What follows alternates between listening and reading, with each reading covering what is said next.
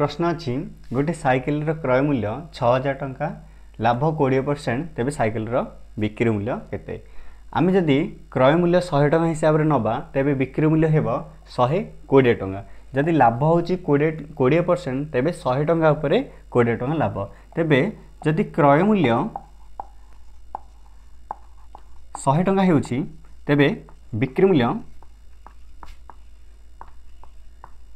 निश्चय 120 टंका हेबो तेबे क्रय मूल्य को आम यदि 1 टंका रे नबा 1 टंका क्रय मूल्य बेले बिक्री मूल्य हेउथिबो 120 हरण 100 तेबे हमको बिक्री मूल्य बाहर करियार अछि तो 6000 टंका क्रय मूल्य बेले बिक्री मूल्य 120 हरण 100 गुणन 6000 दुईटा शून्य काटी देले 1272 दुईटा शून्य अर्थात 7200 टंका।